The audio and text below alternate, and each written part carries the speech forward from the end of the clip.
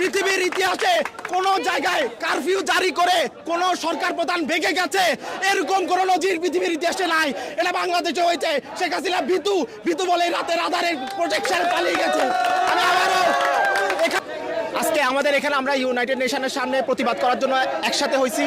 আপনি যদি আজকে বাংলাদেশের ইতিহাসের দিকে তাকান, বাংলাদেশের ইতিহাসে যত ধরনের আন্দোলন সংগ্রাম আমরা দেখছি এখন পর্যন্ত বা ভবিষ্যতে দেখব, তার সবগুলোতে কোনোটাইতেই 100 জনের বেশি মারা যায় নাই। আজকে আমার দেশে আমার সমাজের অনেকেই মারা গেছে। আমার ভাই আজকে 48 ঘন্টা থেকে নিখোঁজ। আমার দেশের ইন্টারনেট কল সার্ভিস সব স্টপ করে দেওয়া হয়েছে। কিন্তু এখন পর্যন্ত বাংলাদেশের মেইন স্ট্রিম মিডিয়াগুলো চুপ করে গেছে। তারা আজকে অন্ধ হয়ে গেছে। আজকে এত মানুষ মরে যাওয়ার পরও তারা চুপ করে বসে আছে। আমি সেনাবাহিনীকে বলতে চাই, আপনারা আমাদের অহংকার, আপনারা আমাদের সম্পদ, আপনারা আমার ভাইয়ের বুকের উপরে গুলি চালানোর চেষ্টা করবেন না।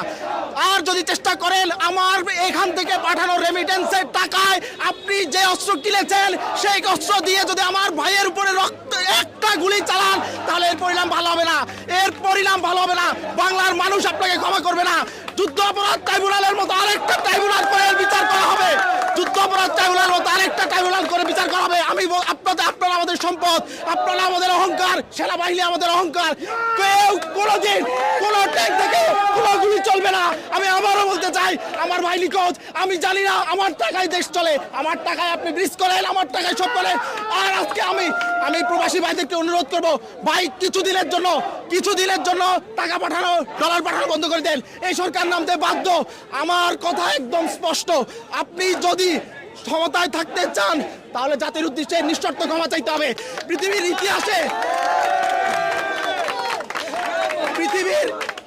ইতিহাসে কোনো জায়গায় কারফিউ জারি করে কোনো সরকার প্রধান ভেঙে গেছে এরকম কোনো নজির পৃথিবীর ইতিহাসে নাই। এটা বাংলাদেশে হয়েছে। শেখ হাসিনা ভীতু বলে রাতের আধারের প্রোটেকশন পালিয়ে গেছে। আমি আবারও এখানের মানুষ দেখুন আজকে এদের কোনো স্বার্থ নেই। এরা নিঃস্বার্থভাবে এখানে এসেছে। এরা কোনোদিন বাংলাদেশের প্রেসিডেন্ট প্রার্থী হবে না, কোনোদিন প্রধানমন্ত্রী প্রার্থী হবে না, কিন্তু এরা এখানে এসেছে মাত্র তার ভাইয়ের বুকে গুলি চলছে। আর সবচেয়ে বড় কথা হচ্ছে ছাত্রলীগ, তারা পুরুষত্ব হারিয়ে ফেলেছে। তাদের পুরুষত্ব হারিয়ে গেছে। তাদের ডিএনএ টেস্ট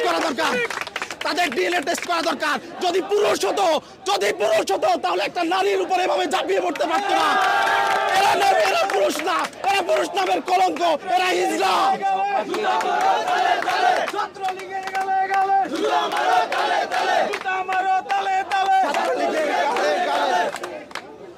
আমি আবারও আমাদের প্রবাসী ভাই যে যেখানে আছে, সৌদি আরব, কাতার, কুয়েত, আপনারা বন্ধ করে দিন। আর বাংলাদেশের মানুষকে করব, আমরা এখানে যথেষ্ট পরিমাণ প্রোটেস্ট করতেছি। ইনশাল্লাহ বিজয়ের পরে দেখা হবে। বাংলাদেশের ছাত্রদেরকে অনুরোধ করব, ভাই তোমরা অনেক রক্ত দিয়েছ, তোমাদের কাছে আমরা আজীবন ঋণী। 71-এর ফ্রিডম ফাইটারের পর আবার যদি কোনো বিশ্রেষ্ঠ ঘোষণা করতে হয় তবে আজকে যারা রক্ত দিয়েছে, আজকে যারা প্রাণ দিয়েছে তাদেরকে ঘোষণা করা হবে। এবং আমরা আরো বলতে চাই, উদয়ের পথে শুনিকার বাণী, ওরে ভয় নাই, নিঃশেষ প্রাণ করিবে যে দান, তার ভয় নাই। ধন্যবাদ। জয় বাংলা, বাঙালির জয় হোক, বাংলার জয় হোক, বাংলাদেশ দীর্ঘজীবী হোক। ধন্যবাদ সবাইকে। Thank you.